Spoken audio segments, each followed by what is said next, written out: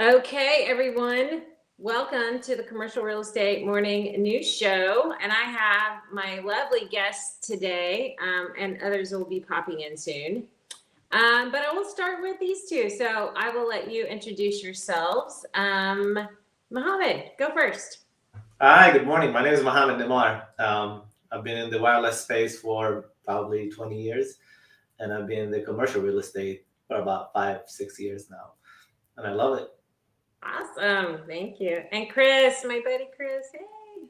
Hi, Amy. I'm Chris Kimbrough. I'm Chief Strategy Officer for SKBM Smart Technology. We're a technology firm that curates solutions for our clients in multifamily. And I've been in tech since 2008, and in multifamily for I don't know 4 or 5 years now. So. Awesome. You went to the dark side. You went to multifamily, I guess.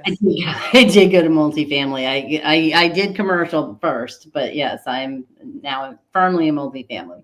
Awesome. Very cool. And Deanie's here. Hey, Deanie. How are you? Is he frozen? Oh, no, he's frozen. All right. Deanie, well, I must be not sure what's happening with Deanie, but we'll get started and hopefully he can join us. And there he is. There you are. Are you there, sir? Yes. Can you hear me? Yes, we can. Why don't you go ahead and introduce yourself? I'm Deanie Taylor. I'm CEO of Landmark Healthcare Properties. We're a medical building developer across the U.S., headquartered in Milwaukee. So I am in about 15 degrees of weather in Milwaukee today. I'm so sorry. Well, in Chicago, it's not much better here. Where are you, Mohammed? Chicago. Oh yeah. Okay. Yeah. Got you. Yeah, for sure. Yeah. And then, I'm in Austin, Texas, where it's going to be a balmy 75 today. So Oh, all of y'all. Rub it in. I will. It was really cold this morning. I woke up and it was like 48 and I was like, oh, That's cold. People were short in 48 here. Yeah. I spent my time up north. I went to Purdue, so I've been there, done that. Lived in Minnesota for a while. I don't want to go back. It's okay. I'll visit. I'll visit the snow. That's my whole goal, is visiting snow. I think if you lived in Minnesota, you did your cold dues. Yeah, I did. I got my quota. I did for sure. All right. Well, let's start with this one. Since Mohammed's here and he can't be here the whole time, let's start with this one article that I sent him talking about connectivity in multifamily. And good thing we have Chris here too. And the issues related to keeping your residents happy while you're installing Wi-Fi or changing out the Wi-Fi. So it was a really interesting article in BizNow, and it was talking about you're going from copper to fiber and all the things you have to navigate through when you're trying to keep kind of residents happy when you're doing those things. So I'm not the expert in this. I actually have two experts on the call that know how to do this. So I will let y'all talk about all the challenging and wonderful things that happen when you're, adding connectivity to a property or you're changing connectivity to a property. I bet changing would be worse, right? Because they're used to having it and then you're taking it away, right? Or you're taking it down for certain. But Not necessarily. I think it's actually you're taking it to the next level. Do you think? Yeah. Yeah. I think from my perspective, this is the biggest connectivity trend and the biggest update to multifamily as an industry from a technology perspective that we've seen. It's all kind of inspired and enforced by COVID. And it all has to do with the work from home conditions, right? Mm-hmm. That all the recent research says that at least 50% of the people will be working from home, right? So your multifamily, your property is no longer an apartment you go sleep in, right? It became a hybrid between an office and an apartment building. Now, when it became a hybrid, people who move to these places, they expect the amenities that the office providers used to provide. They expect them in their homes now, right? So that's why anytime you go to a new property today, you'll see they have workstations, they have conference room, they have a lot of stuff that's around work from home. and one of the main things is connectivity. There was a study that was done by NMHC. Chris, I think you were there last October when NMHC released that study. So the study, NMHC is the most reputable organization in the multifamily space, and they went and surveyed 170,000 people, 4,000 communities, and they asked one question: what do residents want? Do they want the golf simulator? Do they want the pickleball? Do they want the gym? What exactly they want? What do you want, right? Right. So they came back with like a multiple answers, but the number one requested amenity in any property was reliable cell service. And number two was washer and dryer, in-unit washer and dryer, and number three was high-speed internet, right? Yeah. That tells you the importance of connectivity for today's multifamily developers, right? Yeah. There's a big push that these developers are being pushed to do it, to provide it. But additionally, to kind of like the cherry on top, the icing on the cake, they can make money off of it too, right? So however you look at it, whichever direction you look at it, you see it's a win-win-win situation. But everybody is winning here, right? You're providing the best connectivity to your residents. Your residents are so happy, but then also you're creating revenue for your property. So your property valuation is increasing, right? So that's a direct impact. It's one of the very use cases where there's a social benefit, if you will, but also there's a financial benefit, and the kind of like the business and the life aligns together, right? So that's the reason behind it. That's what created the push towards that direction.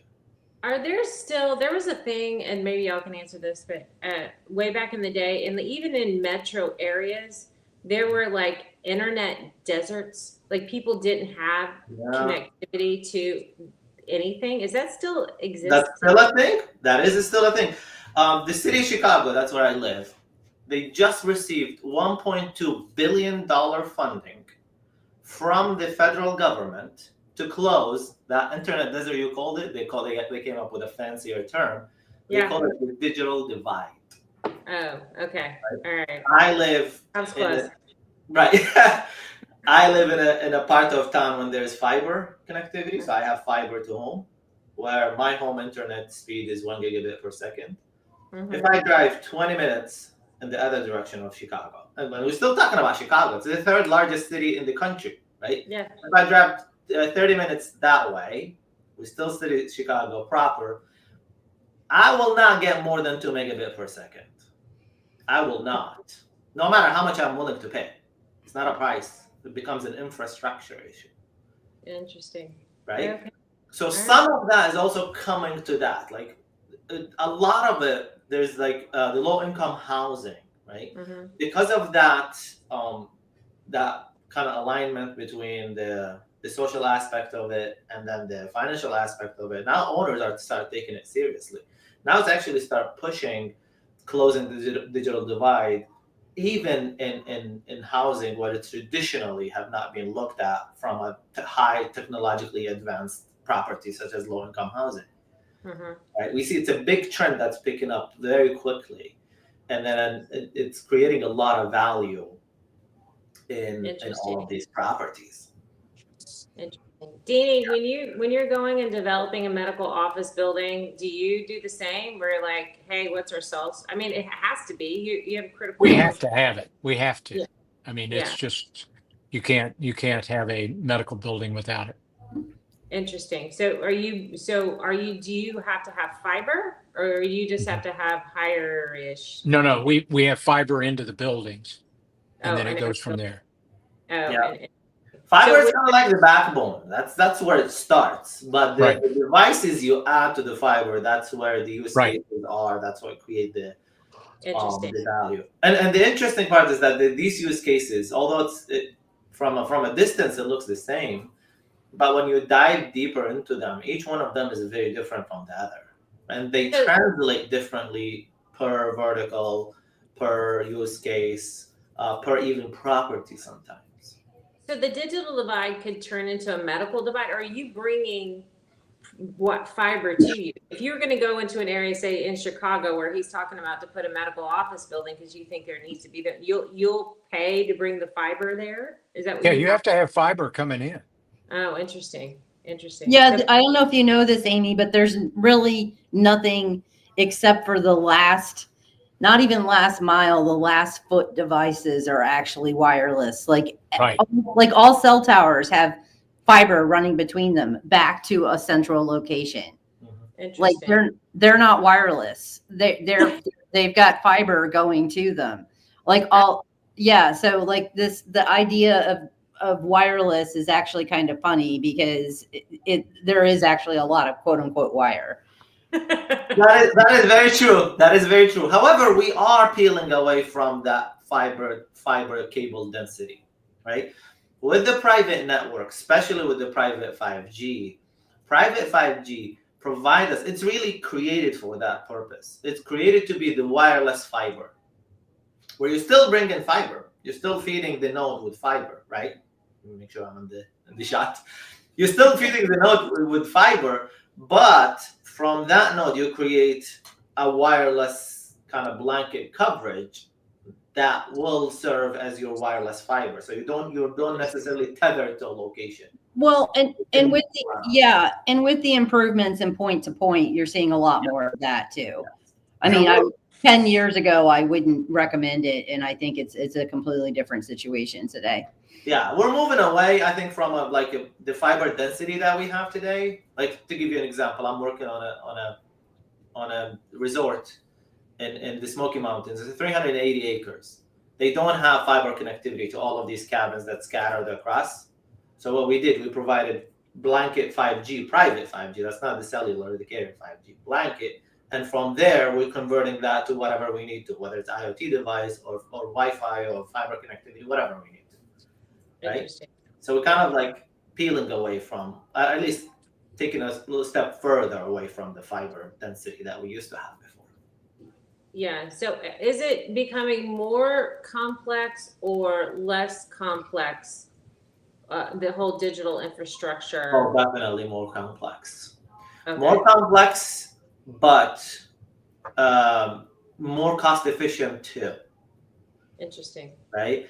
Because what you used to spend on the infrastructure, on the cost of the build of the infrastructure, the labor cost, now significantly reduced, but the system complexity increased. Right? Interesting. So it's kind of like it's still a balance between the two, but I think the total overall cost of the project significantly reduced than before. Interesting. And that's just because of the amount of devices that are trying to pull off of whatever the connectivity that is there, right? Is it a device load, or is it just trying to get it out a reach thing? You're talking. This is like 101, y'all. So this is great because I don't know Absolutely. connectivity. No, actually, you're in the right direction. It's both, right? Yes. From one side, you're reaching. We're closing the digital divide, right? We're reaching to places where we have not traditionally have been. Okay. So we're expanding the coverage to spaces where traditionally have not been looked at because they were not feasible to begin with, right? Mm-hmm. But then also the density of the IoT devices. I don't know, Chris, you probably know this more than I do, but how many devices they anticipate within the next 5 years? 20 billion or something? IoT? Yeah, I mean, the number is off the charts, right? I mean, it's like, I look at my Wi-Fi in my house and how many devices I have on it, and I'm like, it's crazy, right? And just multiply that. Even my dog has a Wi-Fi device today. I think on average, people now have 10 devices, right? I think it's like it's I know what I travel with, and I'm surprised that I can carry it. Yeah, absolutely. Absolutely. That's the whole point of it. It's like, and we have not yet, I'm going to say something that you probably hear everywhere. AI has not yet made it into what we anticipated it would be. No. We're not even close. This is just like a baby step. This is not even one from a journey of 100, right? So we haven't even started. But then the more you develop there, the more IoT devices you have, the more AI adoption into our life, we don't know where that will lead. Yeah. We don't. I think it would Autonomous be. vehicles, for example, just to give you like an example, each autonomous vehicle, one car, equals to 6,000 users. That's how much it consumes data per day. One car, 6,000 users. That's The insane. densification will increase, and therefore we need to add more infrastructure to support that densification. No wonder Elon does Tesla and Starlink. Like he's all just feeding himself. Well, and he just built the world's largest supercomputer here in Memphis. Oh yeah, I know. And He you know did? what? I was talking to Howie Berry, who's usually on the show, but he texted in he was not feeling well. But he was saying Elon apparently. So when you go build a data center, it requires for you to get everything kind of off the grid. No joke. If you're going to develop a new data center, it's about a 5-year process for you to get the requested power and all this other BS, right? Well, he just did it and said, "Find me. I don't care." Right? Yeah, he just came in and built it. Like it only took him 3 months, I think, to make the decision to come to Memphis, which just I love this city, but I still am shocked. But and he just built it, and like now, like he didn't even have like my first question when I heard the news was how is he going to power it, because MLGW, not the best power company on the planet, and so he had to get the power from the authority from the TVA, which he just got recently, like maybe 3 weeks ago. Yeah. So no, it's a crazy situation, and they're building a gray water plant, and there's all kinds of stuff. Yep. It's nuts. And it was so it was $7 billion to build, and he stuck $2.5 billion worth of equipment inside of it, and he got it up like that, but because he didn't follow the permitting process. Yeah, well, I think we're going to see a lot more of that. So I know exactly, because he was like, "What? It's going to take me 5 years? Are you kidding me? I don't have time for 5 years." Yeah.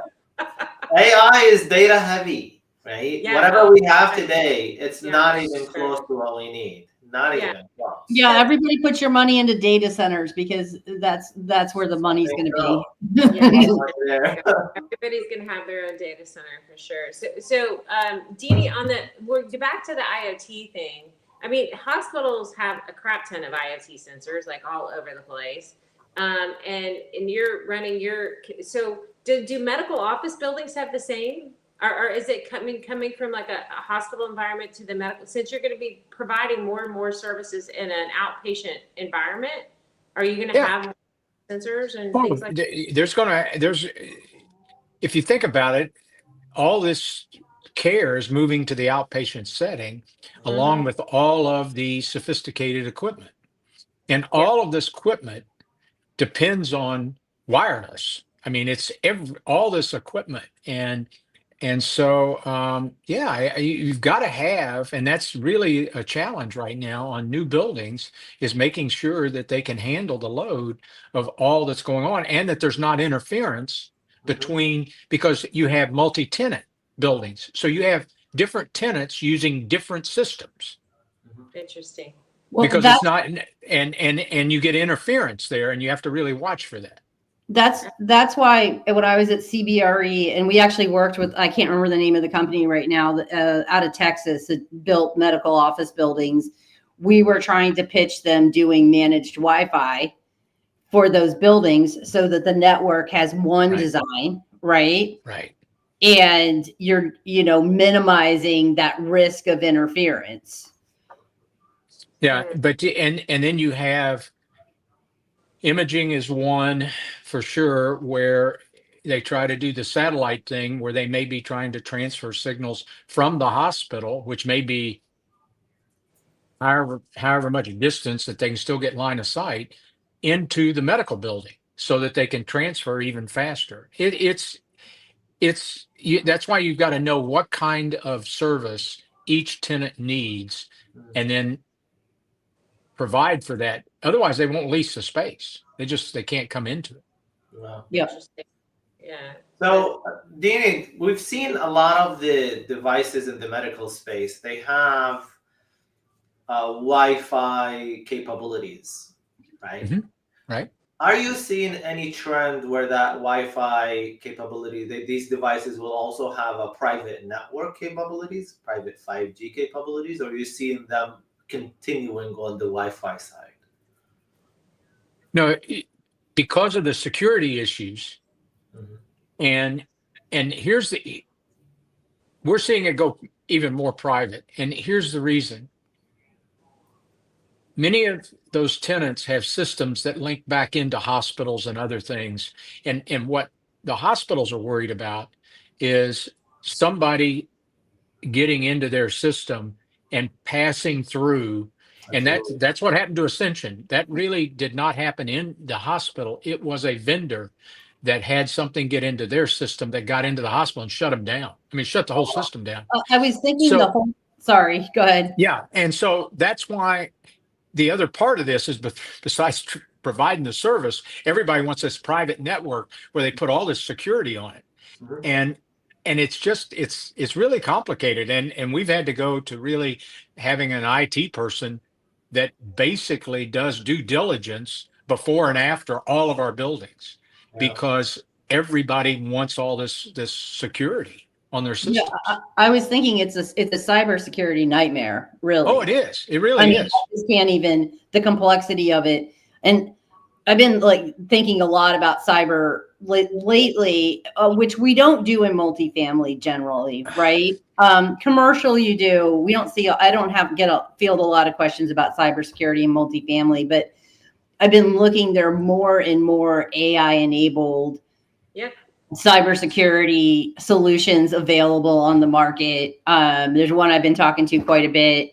Yeah, that help, streamline that cyber process and, maintain. It's like, it's, that situation becomes more and more complex. And I'm not so like, people like that, suppliers will say, well, all of our data is in the cloud. It's in AWS. So it's secure. I'm like, I'm not so concerned about AWS. What I'm concerned about is like the 8 gajillion edge devices out there. Exactly. That's the reason why we see the push towards private 5G. Yes. The private 5G has two main reasons why it's very secure. One, the technology itself is unhackable, virtually unhackable, right? You have today in this space, you have about 7.2 billion cellular users. There yet to be one recorded cybersecurity event, not even one, with all what's happening in the world. You just jinxed yourself. But I mean, the thing with private LTE is you do run into the speed issue. Like, with 5G, you saw that is solved. The difference between you're not talking about CBRS? it is CBR, still CBRS. It's not CBRS. You're talking private 5G. Okay. So CBRS and private 5G are the same. 101. Amy, you understand all this, don't you? I can tell. You're going to weigh in with a solution. I know y'all speaking out, and none of my audience knows what the hell you're saying. So if you say an acronym, you have to say what it means. Citizens. That's what happens when you put people who's passionate about their job in one place. Exactly. All right. So keep going. Yeah. So 5G and 4G. LTE is the 4G, and 5G is just 5G, right? Okay. The main difference between the two is the speed. 5G became a lot more efficient as a technology. What we used to, if you have the same bandwidth, right, the same width, what you used to be able to put certain speed on it, with the 5G, with 4G, with the 5G as a technology, now that same bandwidth will have 10 times more speed because it's more efficient in how it codes the data, right, and how it propagates it, right? Okay. Also more secure. But but it's less powerful, and that's why you're seeing the proliferation of all of these small antennas, like on light poles and things like that. Yeah.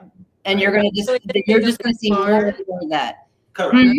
More densification is needed. Yeah. Right. Okay. But now also the devices are cheaper. So going back to your question, Amy, before, right? The technology became more complex, but the cost, the total cost is less because the 5G devices are cheaper than the 4G devices. So if with the 4G you have to have 10 devices, with 5G you probably need 50, right? But also the cost of each device is like 10% of the 4G. So it's still cheaper. So is there a 6G coming? Oh yeah, we'll talk about 6G. Yeah. Well, we'll continue. So, you know how with the iPhone you have iPhone 1 and now we're at 16? So it seems like we're gonna continue. God knows why. So is there any sort of revolution? I mean, I'm assuming 5G was revolutionary compared to 4G, but what I don't geek out on me because I want to understand what the hell you're saying. But 6G, is it going to be 10x like what 5G is? Is it going to be like that? You think? So in my opinion, the difference between 4G and 5G is not that big. Like look at your phone, right? Yeah. What difference for you does it make if you have 4G or 5G on your phone? It's not about the technology anymore. It's about the devices that are attached to the technology. Right. So the reason why 5G was developed because in mind, and that's what Crown Castle, Chris, you know that Crown Castle is the biggest telecom infrastructure company was betting on, is that they went and bought all this fiber because they anticipate the 5G will become a reality, will come. But also you have autonomous vehicle that will come at the same time. Oh. So it's no longer about what generation technology you'll have on your phone. That doesn't matter anymore. It's about what devices that come to the network. Well, that makes sense. And I think, we haven't even talked about this, but, robots are going to have to use it. And we're going to see more robots in spaces. So that's just going to add to the devices pulling off the Wi-Fi. I wonder what the enablement of robots is going to do to connectivity issues. So there is a healthcare organization in Washington State that I'm not going to say the name, just in case we run into some issues. So what they did, we had millions of people watching, Mohammed. I don't know this, but y'all, I didn't prep you for this when you came on. We actually have fans of the show and people. Oh, okay, hi fans. Goodness. Deanie knows because Deanie was picked out of a crowd like, oh, that's the guy on the show. And he was like, I wonder, he was like, I don't know, can I say hi to him? For sure. All right, so keep going. I squirrel. Go ahead. So that healthcare system in Washington State, they have 11 hospitals. What they did, they went and bought a robot nurse.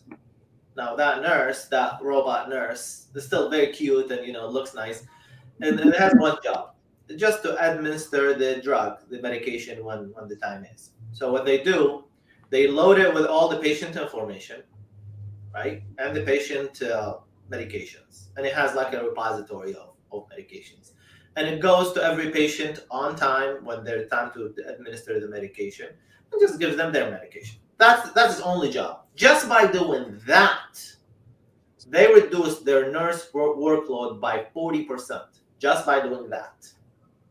Interesting. Right? And that only became reality because they have a private 5G.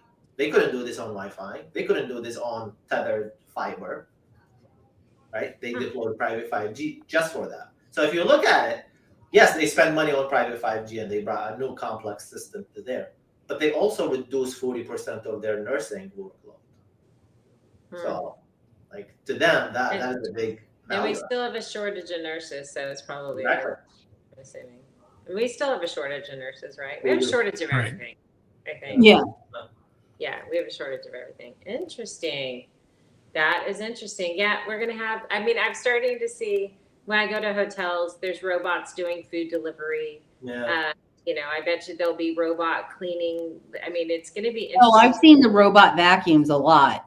Yeah. Little robots that go down the hallways. Is that the Roomba? Don't we already have a Roomba?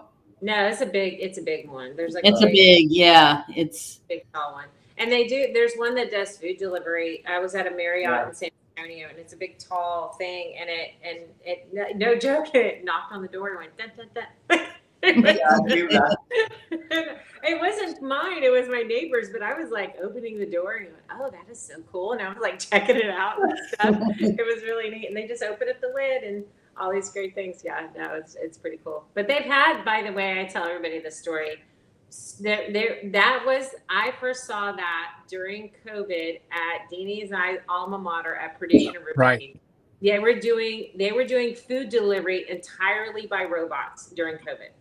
And so from any restaurant that was near the campus would do food delivery that way. And not only did it know, it could hit the elevator button to know what floor it was going on. It would go up and then go to the dorm and then deliver the food.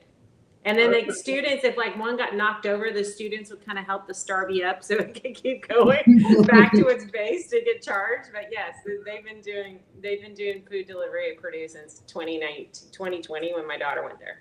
So Yep. yeah. And you can walk around the campus now and see these things running around. All It's wild. It is crazy. But I think, and so all those robots, as we get more and more robots doing things for us, and then they're all going to pull off the devices. So I guess 6G is going to be, I guess they can do it now off of 5G, right? They can do it now. Yeah. Right? But I think the questions a lot of people are asking themselves is that, should I do this on the public 5G, which is the carrier network, AT&T, Verizon, or T-Mobile, or should I do it on my own private 5G? Mohammed's 5G, for example. Yeah. Right? Well, I would assume anybody who has private information like schools Right. or, hospitals or where they're having to protect, but I mean, how many private 5Gs? I mean, that's going to get expensive if everybody has their own private 5G. Well, yeah, but see, what happened was the carriers, because like 5G penetrates buildings even less than 4G did, right?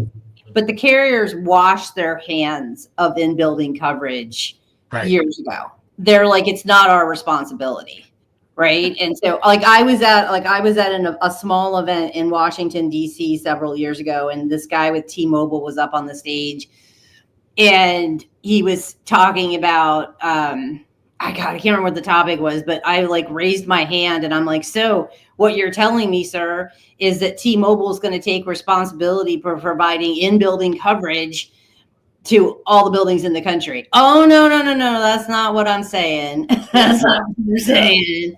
I'm like, I think you just said it, sir. But yeah, so the carriers have washed their hands of it. So this has been the ongoing debate in the DAS world. So distributed antenna system. So that's like the cell tower inside the building, right? The ongoing debate is, how are we going to get it done, right? Who is going to pay for it? Because it's the situation is just going to get worse and worse as the 5G build out continues. Yep. Yeah. The carriers ever wake back up. But it's going to fall to the property owner to pay for the carriers to have coverage in their property. There's a philosophical shift that's happening right now in the carrier's mindset. Pre-2018, really, right? That's when the change started happening, and it materialized in 2021, 2022. Has nothing to do with COVID, by the way. Maybe COVID just accelerated it. That change, that philosophical change, is that the carriers are viewing themselves as utility companies, right? If you need gas or you need electricity, you are responsible for the wiring, not the carriers, not the utility company. So that's how they're viewing themselves now. Now, if you need self-service in your property, you are responsible for the wiring and bringing the signal. The problem with that, though, is you still need the signal from the carrier. Yeah. Correct. And so it doesn't matter if you have a building and you're willing to pay $1 million to get T-Mobile into the building.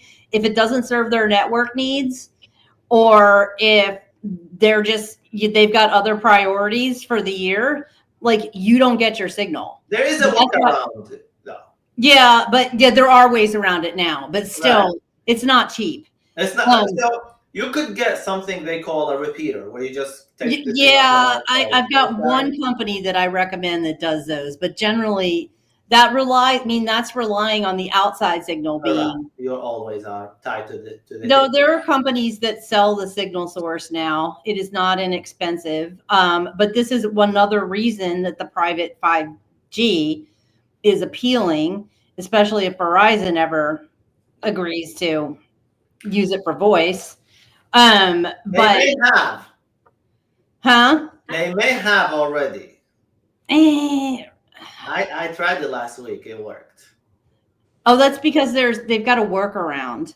It's Yeah. not, they're not signed on. So, Yeah. so let me interrupt. So for real estate, this is really huge because if everybody's moving to 5G and nobody can get signal inside their buildings, every building owner is going to have to turn around and be a network provider. Is basically what you're saying, Yes. right? Yeah. They're going to have to start providing their own private networks because everybody won't lease anything from them because they're going to be all pissed off they don't have cell phone signal because of 1 and 3. Right? Well, this is what happened in New York City 10 years ago, right? There was an article in the New York Times that is burned in my brain because they had built a super tall, had not put a distributed antenna system in. And so they couldn't lease it because cell signal, Right. when you get above like the 10th, 20th floor, like you're only getting cell signal where the highest antenna is nearby, right? And so if you're up on the 50th floor of a super tall, you're not getting cell signal. That's right. Same reason like your phone doesn't work in a plane. It's like there's no cell signal there, right? And I watch people try. And so like no, it's a huge problem. And I think it's, and Mohammed, maybe you've seen something different, but like when I was at Gray Star, I got one request for to help with a DAS, one in 2 years. And that's because you can put in managed Wi-Fi, do voice over Wi-Fi. Correct.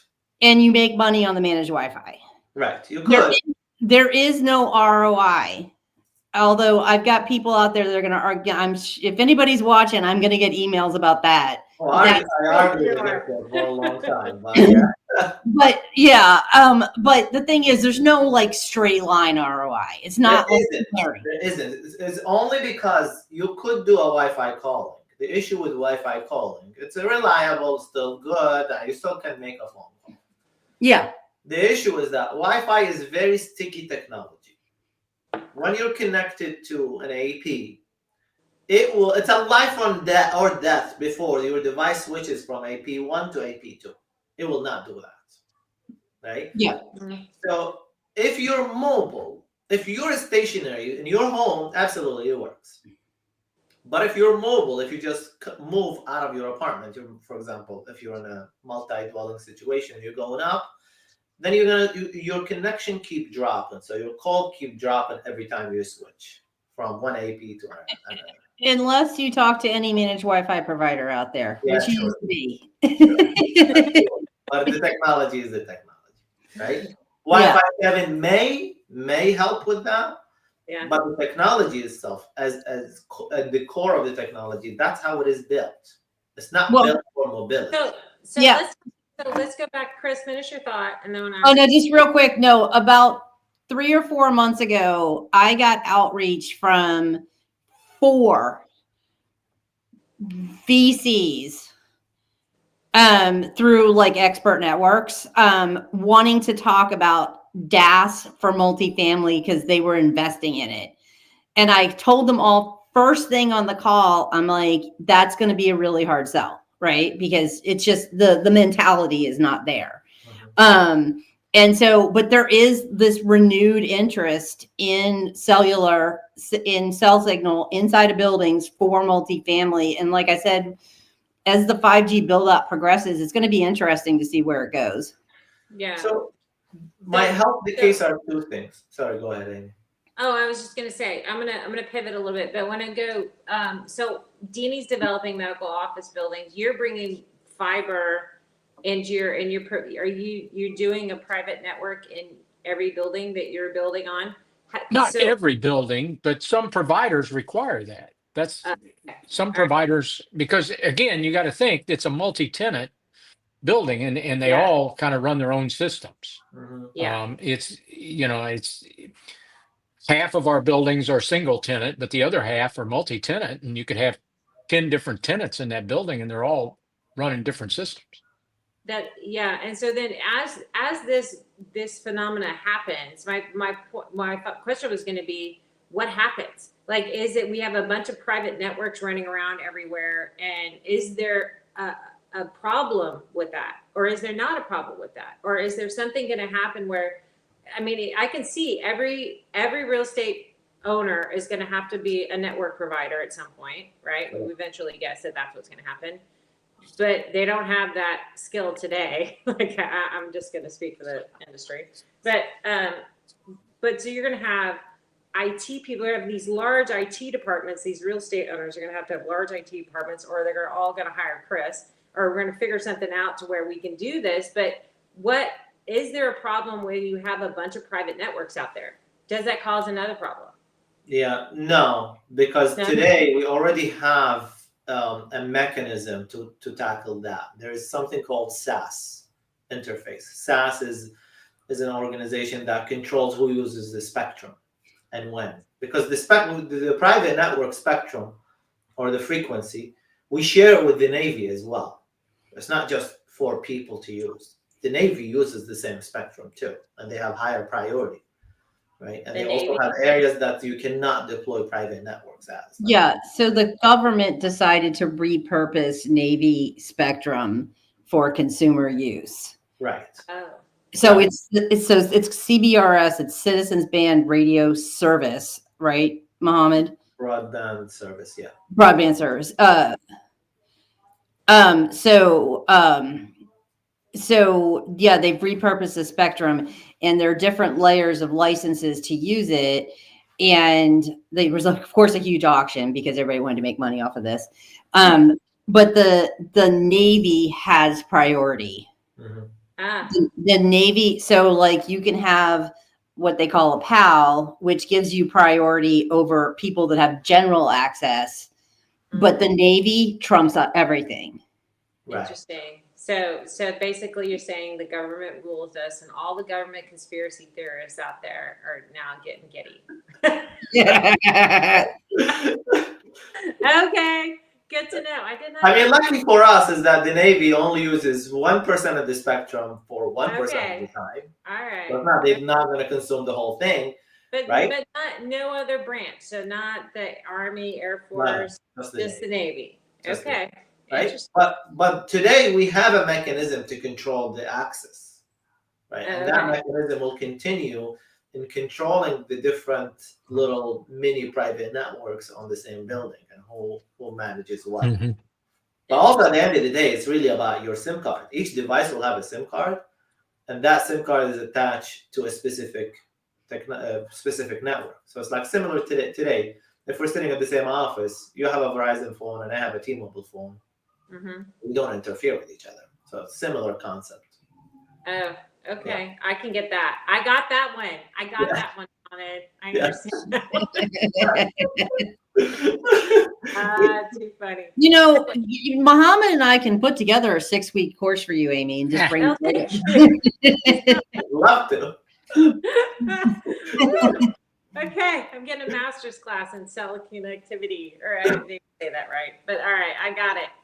Very cool. So what I want to pivot a little bit to trends happening where this is December, so we got to think about 2025.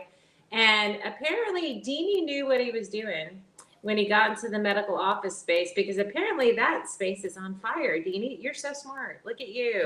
There's you're about to explode. I mean, there's articles out talking about medical office buildings, and I'm reading that, because I researched for the show, and I'm reading this, and I'm like, man, Deanie was like really smart. He got into medical office building development. Apparently, the vacancy rate is lowering by like 10% or something, and it's growing. And I'm like, what a smart guy. That's very interesting. So, what do you see happening for 2025, Deanie? Same? Well, a couple things. One, hospitals have waited so long to expand market share and have actual facilities where the population's growing around their main hospitals that they really do need medical office buildings. And it's the obvious alternative to continuing to build hospitals, which are much more expensive, and the technology continues to allow us to do much more care in an ambulatory setting than having to go to the hospital. I'm a proponent that the worst place to go for care is a hospital. You go there, you get sick. I mean, it's just, that's the scary part. And ambulatory provides an alternative where you're not there that long. It's just the technology is what's allowing this to happen. It's not the real estate, it's the technology and the capability of the providers. I mean, today you can go and get a total hip and you're gone in the afternoon after surgery in the morning. You don't spend the night. That day's over. Medicare won't pay for that. They won't pay for you to stay in a hospital for a total hip unless you've got extenuating circumstances. And so that kind of care is really changing, and it just continues. Now, if you need open heart, if you need transplants, if you need significant surgery or trauma, you'll be in a hospital. Mm. But for the vast majority of what care is provided, an ambulatory setting is where it's at. And now the payers are recognizing that, and they will only pay that rate. They will not pay the inpatient rate. So even hospitals are going, okay, we gotta do it there. Yeah, Interesting. it's interesting, that entire like concept around the disaggregation of the hospital. It's like here in Memphis, you cannot swing a dead cat without hitting a dialysis clinic, right? Nobody goes to a hospital for dialysis anymore. There's also a lovely billboard that if you are told you need an amputation, to get a second opinion. So that gives you some idea what we got going on here. But no, but this whole disaggregation of hospitals, and there's actually there's this. So in Memphis, we've got St. Jude, we got Sure. Bonner, we've got a lot of hospitals. But there is this entire medical district out Right. east of Memphis that I've driven through. I think it's called Wolf River Medical District. I think that's the name, where it is just for miles on either side of the road, medical office buildings and specialist buildings. And it's like, I have a good friend who's a bit of a hypochondriac, and I'm like, you need to move there. Like that is your Mecca right there. That's the Right. place to be. But it's kind of fascinating to watch because, yeah, I mean, No, even I know exactly where I developed a inpatient rehab hospital out there for Baptists. it's a And beautiful area. oh, it is. But it's one medical building after another. Yeah, So- for like so a couple is of miles at least. So is the next mixed use including a medical component? So it's housing and retail and a medical office building. Is that where it goes, do you think? There are markets where medical is being incorporated into the mixed use.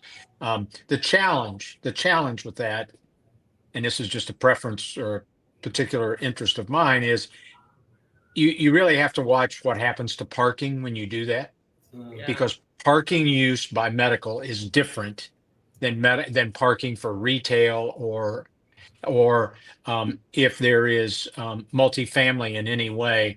It's like you've got to know when the parking is going to be used appropriately, and it's so that's one big problem. The other is the type of medical care that's provided. Um, um, Depending on what the needs of the patients are, they don't want to interact. You've got to have some kind of separation, because some of these patients don't need to be around the flow of traffic that's related to retail and things like that. So, but it works. There are good examples of it working. Well, and I think in multifamily also, and I was actually on the market for one of these earlier this year for my mom, is that when you look at senior housing, Mm-hmm. right, especially when you're looking at like assisted living facilities, I saw a bunch of properties that had on-site, basically medical office buildings in Yeah. senior housing, because why not? No, that works for senior housing. Yeah. So on the same token, we have the office to multifamily conversion kind of hit a stall for the past few years. Do you see that maybe an office to medical office happens? Maybe It is very difficult. People have tried it, and it's an expense.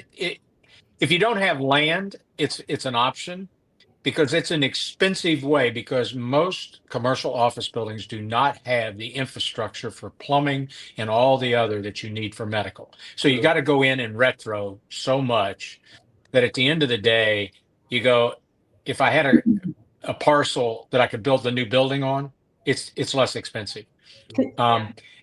Even if you give the commercial building away. But people, it can be done. I've done it.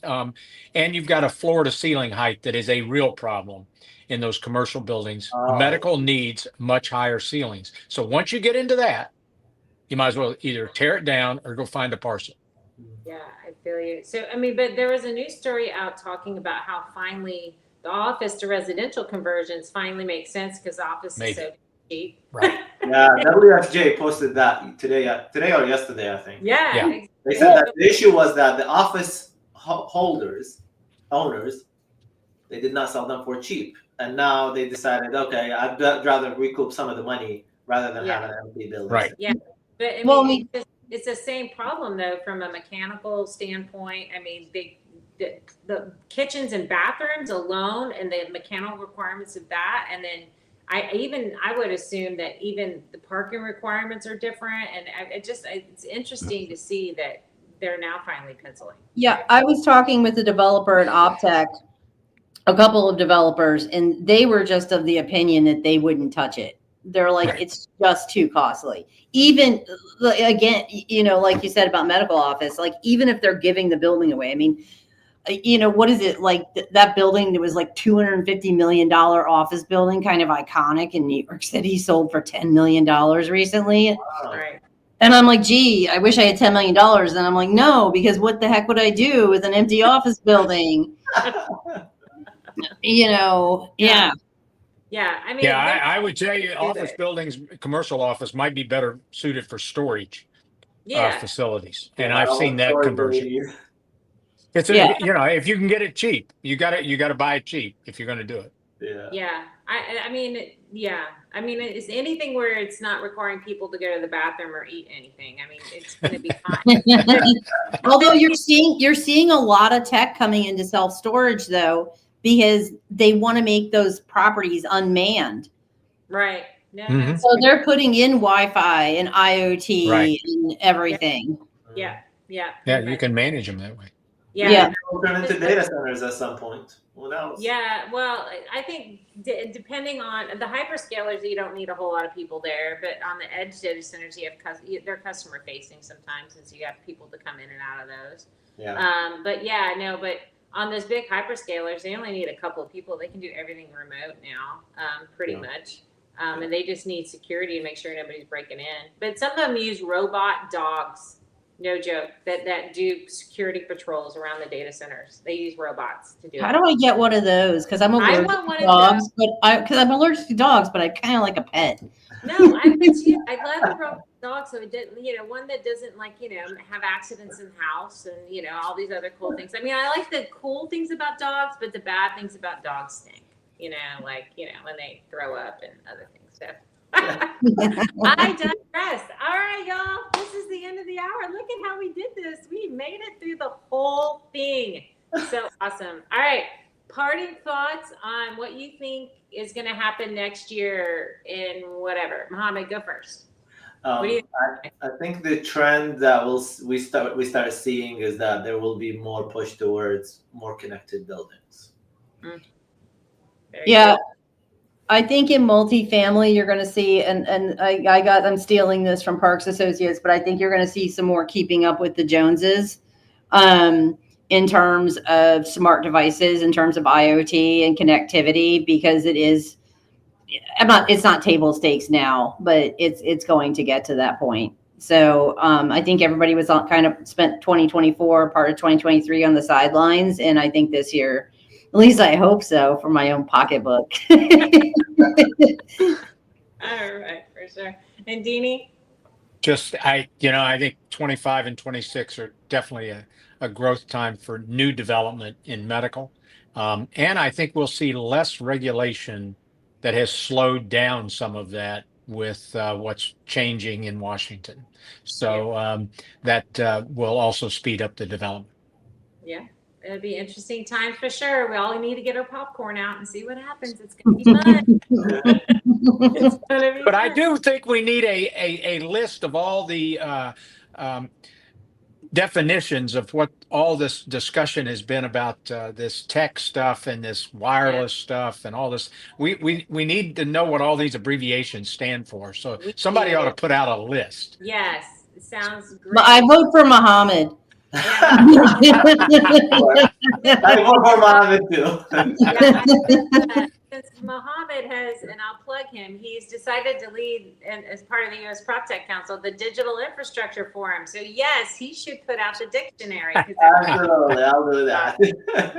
Yes, and if you want more of this entertaining conversation, you should join the forum, right, Amy? Yes, exactly. Exactly. For sure. And the U.S. PropTech Council. So this has been so much fun. Thanks, guys, for coming on. I appreciate y'all. So long. Thank All you. right.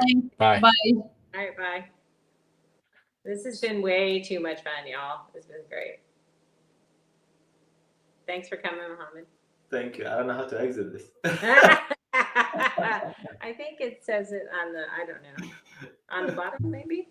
Leave studio on the bottom. Oh yeah, I see it. There you go. All right. So it's so much Bye. fun. Yeah. All right, y'all. This has been great. Thank you so much for watching. I always try to bring some friends in the room that know what the hell they're talking about, and we had that today for sure. So this has been a show of the U.S. PropTech Council. We are sponsored by Lerner and Associates. Ben Lerner is a good friend of the council, and he does mergers and acquisitions consulting for any PropTech company out there around the world. And Ben is such a good dude. So we have our next show next week, and we'll be talking about all things retail and office, and we'll have some new guests on the show then too. So y'all have a blessed week. We'll see you. Bye.